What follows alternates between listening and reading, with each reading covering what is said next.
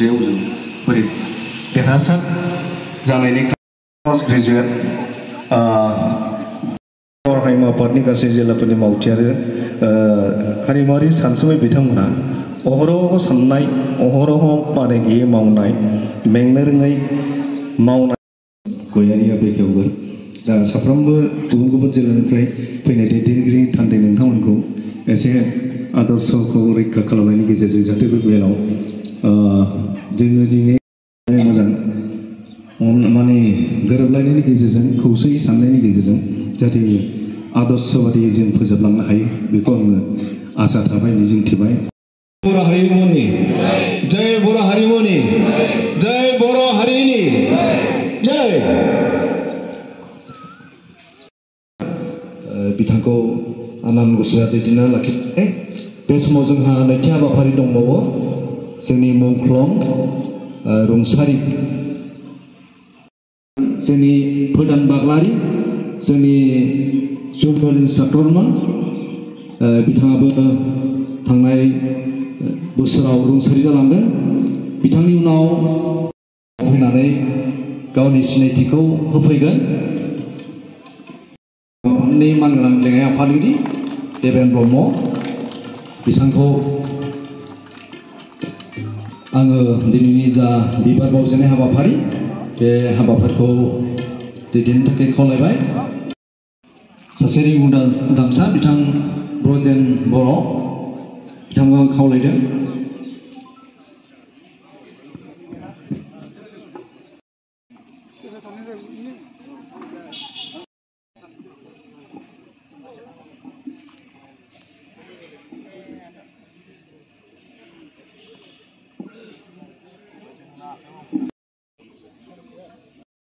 बावबाय बिथाङा मुंख्लं आरो रुंसारिफोरनिसिम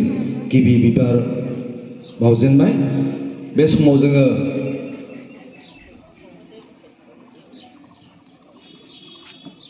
से मिनिट सम जों आरज गाबनि जायफ्रा साफ्रोमबो से मिनिट सम जों लेङाइ आफादगिरि बेरेमोदै मसा लोगोसे बानजाय आफादनि मानगोनां आफादगिरि सुक्राम बर' आरो भेरगाव जिल्ला दुलाराय बर' हारिमु आफादनि मानगोनां आफादगिरि बिथांखौबो आं बिबार जोंहा मिरुनि जेसेबां बिबानगिरिफोर दङ दैदेनगिरि दङ आरो जिल्ला आफाद थान्दै नोंथांमोनखौ जिल्ला आफाद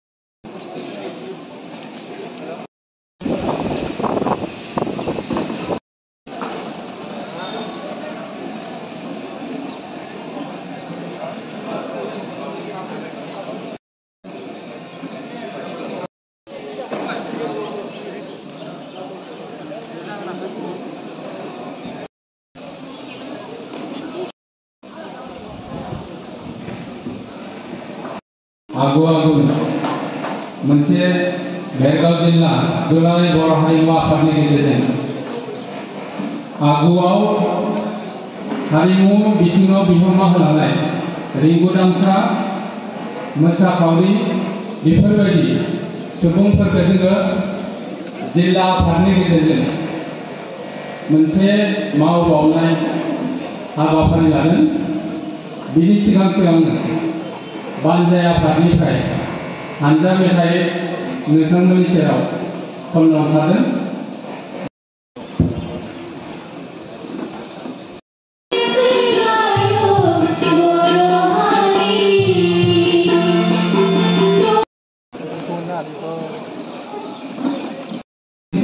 रोजा रोजा साबायखर थाबाय। दायो जोङो भेरगाव जिल्ला दुलाराय बर' हारिमु आफादनि गेजेरजों आगुआव हारिमु बिथिङाव बिहोमा होलांनाय रिंगुदामसा निफ्राय बोहैबाय थानाय बोसोरनि आगोदान बोथोरनि रानि गोदान बोसोर रंजालि बैसागोनि गुवाहाटी सेन्टाराव गावनि गोदै गारांजों मेथाइ खनबोनानै रेडिअ' आर्टिस्ट महरै गावखौ सिनायथि होबोनो हानाय अदेबानि भेरगाव जिल्ला दुलाराय बर' हारिमु आफादनि बारग'मा आफादगिरि आथिखालनि बोसोरनि मागिदेर जों जिल्ला आफादनिफ्राय बरायनो सानदों। नंखायनो ब्रजेन बर' सार बिथांखौ सिगां फारसे फैनानै जों जिल्ला आफादनि बरायनायखौ आजावनो थाखाय खावलायनाय जाबाय। बिथाङानो जोंनि सासे गोख्रों मेथाइ खनगिरि, मोनसे समनि गोलाव समनिफ्राय बिथांमोना गेलेमा 1950 मायथाइनिफ्रायनो बिथांमोना बर'नि दोरोङारि मोसानायनि सायाव खामानि मावबोबाय थादों। अदेबानि खैराबारि दख'रा दुलाराय बर' हारिमु आफादनि बर' सार बिथांखौबो जोंनि बरायनायखौ आजावनो थाखाय खावलायनाय जाबाय। नै बिथाङानो सासे गोख्रों लिंगुरामसा बर' सुबुं दामनाय आरो मोसानायनि ऋषिया बर' सार। खैराबारि सेरजा ससाइटिनि मानबिला दैदेनगिरि अनजय कसारी, दा बिथाङा माखासे असुबिदानि थाखाय नुजाथि फैनो हायाखै। बिथांमोना गासै 10 मोसाखावरिया बाहागो लाहैदोंमोन। बेनि मादाव माखासे मोसागिरि बिथांमोना दिनै माखासे असुबिदानि थाखाय जोंनि बे हाबाफारियाव बाहागो लाफैनो हायाखै। टिंकुल कसारी बगरिबारिनि बिनानावखौ जोंनि बरायनायखौ आजावनो थाखाय खावलायनाय जाबाय। बारदै सिख्ला मोसाहैदोंमोन। बावैसो जालांनाय जोंनि फोरजाखान्थि साननि हाबाफारियाव टिंकुल कसारी बयखौबो आखाइ खबना बरायनाय गुरै खावलायबाय। गोजोननाय थाबाय जोंनि बरायनायखौ आजावनो सानदों। दिनैनि हाबाफारियावनो बाहागो लाफैदों भाग्य बर', थरायना भाग्य बर' बिनानावखौबो जोंनि बरायनायखौ आजावफैनो थाखाय खावलायनाय जाबाय। बारदै सिख्ला मोसानानै बर' माहारि जानानै बाहागो लाफैदों आरो बर' माहारिनि बारदै सिख्ला मोसानायखौ मोजां मोनसे दिन्थिफुंनानै मुं खामायहोनो हादों। जोङो बरायबावनो सानदों कुमिना बर' बिनानाव बिथांखौबो सिगां फारसे फैनानै जोंनि बरायनायखौ आजावफैनो थाखाय खावलायनाय जाबाय। बिथांमोनानो बारदै सिख्ला मोसाहैदोंमोन। भेरगाव जिल्ला हारिमु आफादनिफ्राय बे गोथार दुब्लिनिफ्राय रोजा रोजा साबायखर आरो बाख्नायनाय बावहरबाय। गोजोननाय थाबाय। सावथुन फोरबो जोंनि कलकातायाव बावैसो सिगाङाव जालांनाय नैथि मुलुगनां सावथुन फोरबोआव साबसिन गथ' फावखुंग्रि बान्था मोननो हानाय फरायना भुमिका दैमारि खैराबारिनि बिथां बिनानावखौबो जोङो दिनैनि बे गोथार दुब्लियाव जोङो बरायनो सानदों। बिनानावखौ सिगां फारसे फैनानै जोंनि बरायनायखौ आजावनो थाखाय जोंनि जिल्लानि जाना खावलायबाय। नै बिथाङानो नैथि मुलुगनां सावथुन फोरबो कलकातायाव खुंजानाय बे हाबाफारियाव साबसिन गथ' फावखुंग्रि महरै सायख'जादोंमोन। दा दैदेनगिरिनिसिम दैथायहरनाय जाबाय। गोजोन्थों।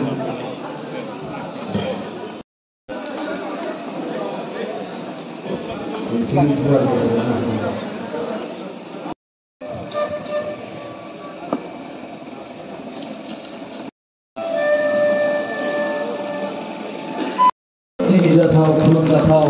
दैदेनगिरि बिथांखौ बानजाय आफादनिफ्राय बरायनो आं गुरै खावलायबाय। गोजोन्थों। गुबुन गुबुन आलासिफोरखौ जोङो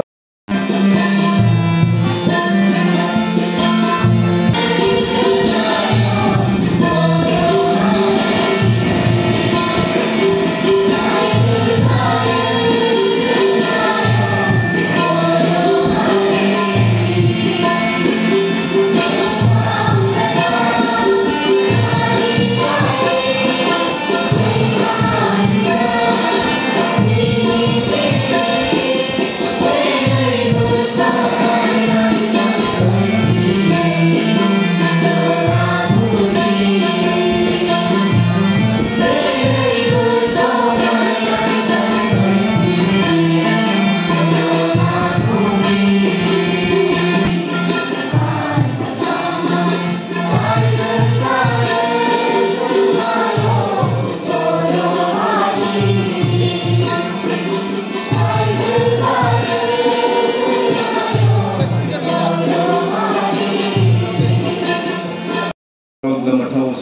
बिथां दङ बर' थुनलाइ आफादनि बिबानगिरि जोङो जोंनि गेजेराव माखासे मावजायै बिथांखिफोर दङ बेखौ जोङो मावनायनि खोथाखौ सिन्था खालामदों जायखि दखना गानामोन बिसोरनि सायाव माखासे हाबाफारिबो लायोमोन नाथाय दिनैनि दिनाव मा जादों जोंनि माखासे सुबुंफ्रा माखासे आइजोफ्रा गावनि दखनाखौनो नेवसिनोबो फावसाया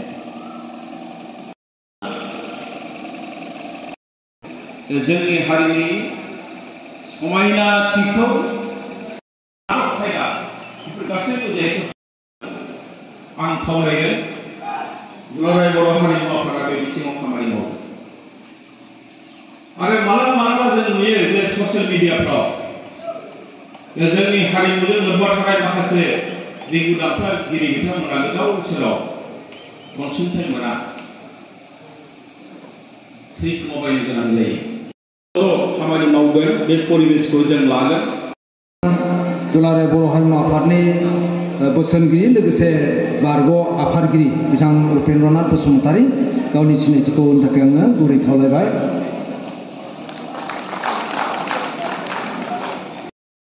बिथांनि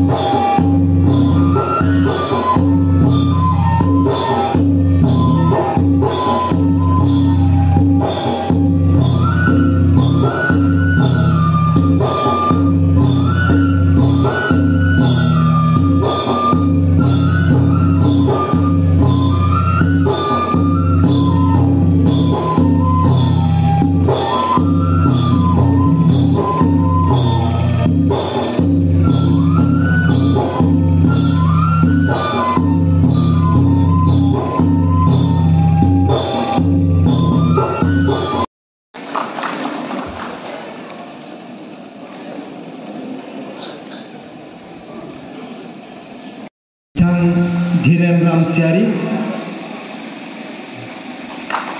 गोजोन्थों मुस्लिमा उपबाला मोसाहारि फैदो अननानै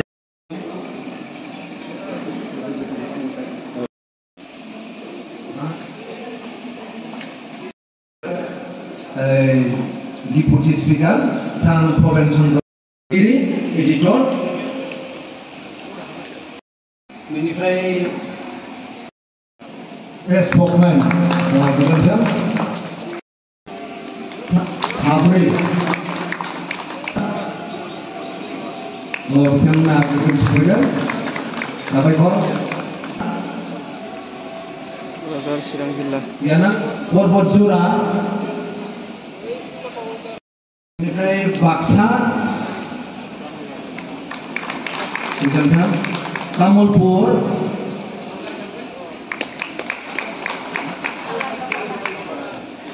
सालबारि गोजोन्थों खोलाजों थांसै खोला कामरुप बेनिफ्राय कामरुप मेट्र गोजोन्थों सा कामरुप सफैयाखैना बेनि उनाव भेरगाव जिल्ला लकेल उदालगुरि जिल्ला गोजोन्थों जिल्ला गोजोन्थों बिश्वनाथ जिल्ला गोजोन्थों बेनिफ्राय लखिमपुर जिल्ला साबायखर धेमाजि जिल्ला साबायखर डिब्रुगड़ कार्बि आंलं हजाइ जिल्ला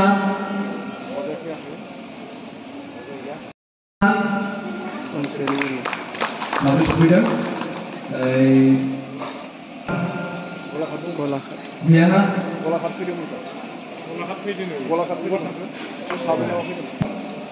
मरिगाव बेनिफ्राय सोनाब कार्बि आंलं गैयानो दाहाय जुदि नुफिनब्ला सिनायथिखौ होफिननोसै थाखाय खावलायबाय आं साबायखर दा दहाय खावलायखानाय बायदियै सेरजा बे मोननै बिजाब लोगोसे खुगा लाइसि आरो दसे उनावहाय जोंहा सासे गोगोम लिरगिरि साहित्य एकाडेमि बान्था मोनगिरि साहित्य एकाडेमि बान्था मोनगिरि बिथां जोंनिनो दुलाराय बर' हारिमु आफादनि सासे गागि बोसोनगिरि बिथां थानेस्वर गयारि गावनि जे सुजुनाय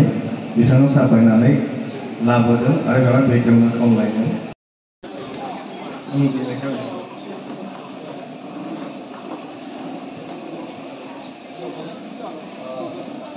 औ जों थाहैनोसै नामा दे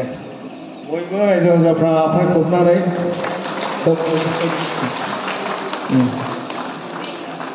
एसे गोबावहाय आफा खबबाथ' जेबो जाया फैया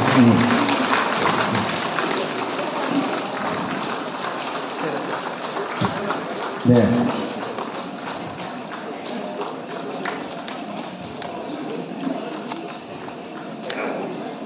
गांसे सेरजा आरो गांसेया सिफुं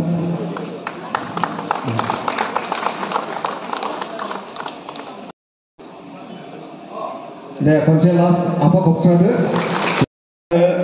बाथ्रा बुंनो 100 रांनि बायनानैबो लांनो हागोन फालांनाया गोनां बे जाबाय मोनसे थुलुंगाखांनाय आरो बर' हारिनि सासे राफोद लिरगिरिखौ माने हारि फरायनांगोनबो मुङा मामोनलाय जिउआ गांसे बिजाब जानायमोनब्ला बिजाब साफायनो थाखाय जों गुबुननि बिजाब बाख्रिनिफ्राय सर्ट जों बिजाब बायनानै राइटारफोरनो हैनांगोन बे बिजाबानो सर्टथा बिजाब बायनाया खरसा जागोन 4500 ओमफ्राय सोद्रोमाफोरनो थि होनाय थारमाने धेमाजियाव जों मोनसे जोंनि सोद्रोमाफोरनो थि बुस्थुआथ' जाया खिन्थु आं बुंनो सानदों कन्स्टिटिउसननि बाथ्राखौ दिनै दोनथ'थारनानै बेखौ अल डिस्ट्रिक्ट कमिटियाव कपि हरजोबनानै गोदानै मोनफ्रोमबो डिस्ट्रिक्ट कमिटिया मा सोदांनांगौ बेखौ खालामना हरगोन बे जानाया साबसिन आरो दिनै बडि दायोबा गोजामनिजों बे जायोबा सारा गाहाम जागोन आरो बे गेजेर समाव दानाया रिसेन्ट बडि जे माखासे दङ काजिया माथियाव बेखौ कन्स्टिटिउसनखौ ब्रेक खालामना दानाय जादों बिराद गाज्रि माबा जादों बे काजिया माथिनि कम्पानिसाव बे जानो नाङा गोजाम कन्स्टिटिउसन मथेनो बडिया दानाय जानांगौ दिनै बेखौ जुदि दिनै दा एप्रुभ खालामनाय जादों मोनसे आफादनि कन्स्टिटिउसना मोनसे जायगायाव दस्रा कम्पानि कन्ट्रा दंना खालामब्रबनांगौ गोरलै नङा फंबाया बुंदों आसलथे बे प्रप'जाला गाज्रि नङा जों बेखौ आगोलावनो सिन्था खालामो आरो जे बे मावदों बे मावनायाबो भुल जाया जेखौ जों डेलिगेटआव रायलायबाय बेखौ सोदांनांगौ डेलिगेट सोदांनो हाया सोदाया बे डेलिगेट हाउसआनो माखासे कमिटिखौ ड्राफ्टिंनि थाखाय जायखौ होयो बे ड्राफ्टिं कमिटिया ड्राफ्ट खालामनानै डेलिगेटआ बा एक्जिकिउटिभ बडिनो गथायो दा एक्जिकिउटिभ बडिया बेखौ हाउसआवहाय डेलिगेट सेसनाव एप्रुभ खालामनांगौ बे सिस्टेमथ' बेजोंनो थांदोंमोन बेजोंनो थांनानै फैदों खिन्थु बाहाय सोरबाया एबसेन्ट जादों सोरबाया माबा जादों दा जुदि लुबैयोबा दिनैनि दिनाव आरोबाव मोनफ्रोमबो जिल्लानो मोनसे कपि